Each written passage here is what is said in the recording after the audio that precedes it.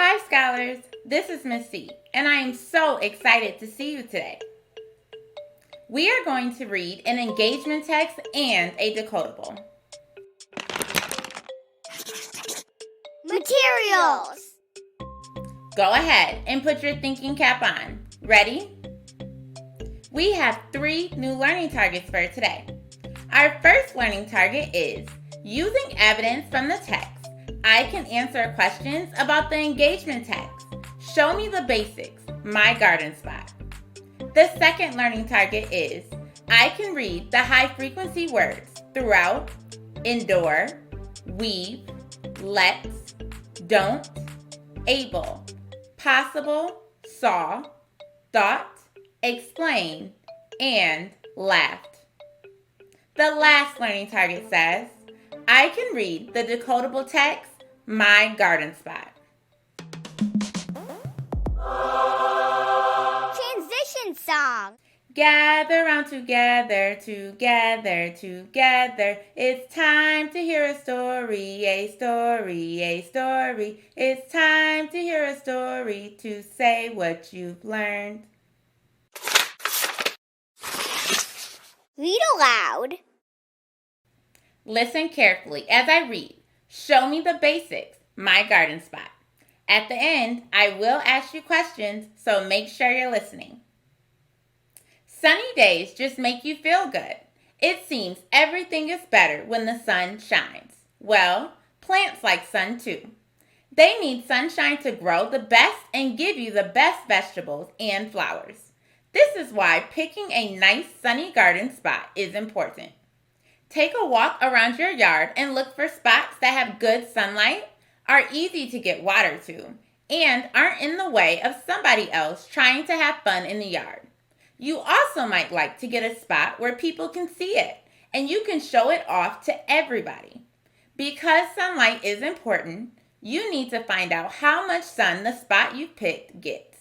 This is called exposure. A spot facing south is best. After you pick your garden spot, watch it for a few days to see how much sun it gets. You can do this with a sun chart. Question and answer. Now, I'm going to ask you questions about the story I just read. Ready? The first question is, what does the article say about why picking a nice sunny garden spot is important?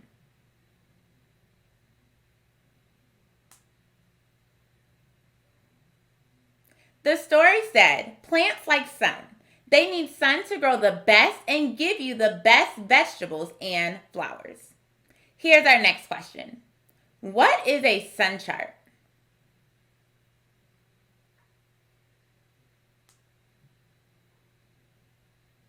A sun chart is a sketch of your house and other parts of your yard, marking where the sun hits at different times of the day.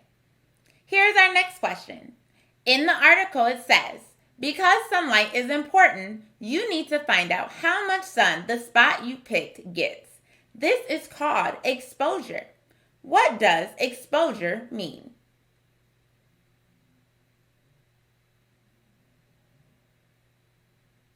Exposure means how much sun a spot gets.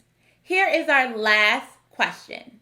The article says a spot facing south is best. What does facing mean in this sentence?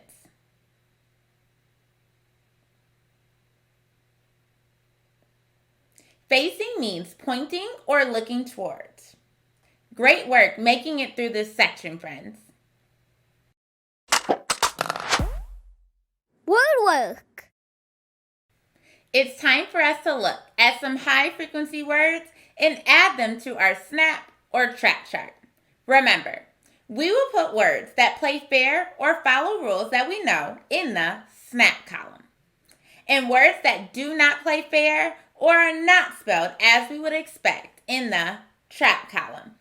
Here we go. Throughout. In this word, we see the spelling pattern, O-U-G-H. This is a tricky pattern that sounds different in different words. This word throughout doesn't play fair.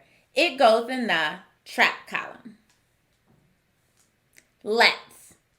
This word has sounds I expect to hear in a closed syllable. So let's is a snap word. Endure. This is a tricky word. I see the vowel team O-O, which should sound like ooh, but I hear the sound or.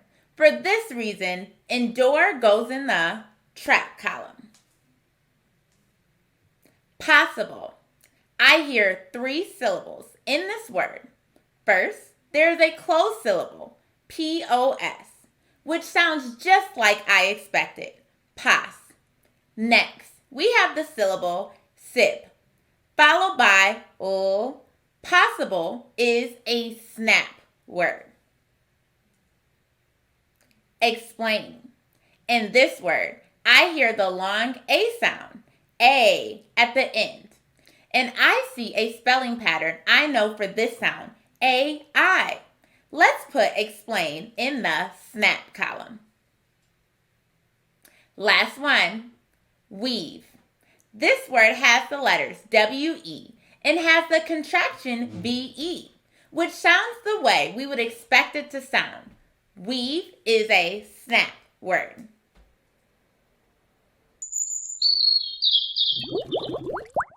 Fluency. Now we read our decodable reader for this week, My Garden Spot. Try to remember these high-frequency words and, as we read together, jump up every time you hear one. The words are throughout, let's, endure, possible, explain, and weave. Watch for the blue underlines to help you know when to jump. Here we go. Dad walked into the kitchen. He saw Sam scribbling on some paper. "What are you drawing, Sam?" asked Dad. "A sun chart," Sam replied. We've been learning about gardens at school.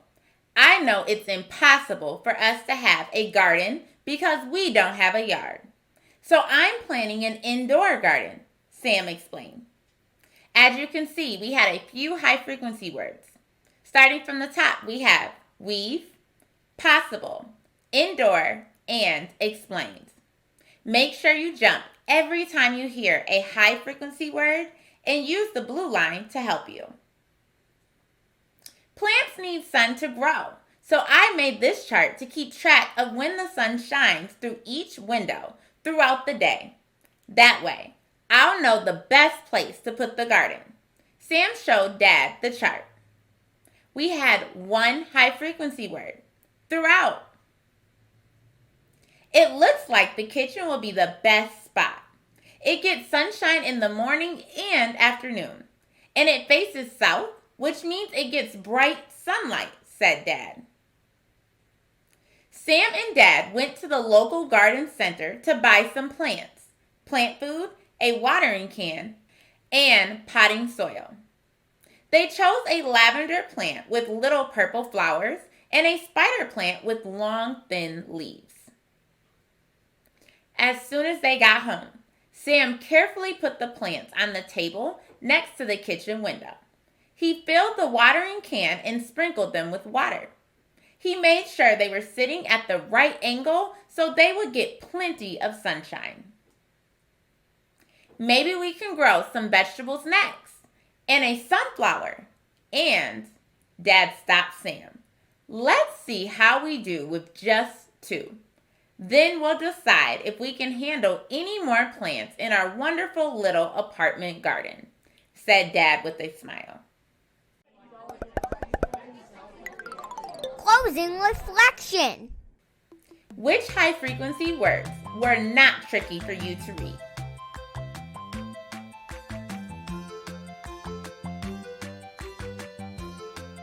Which were tricky for you to read?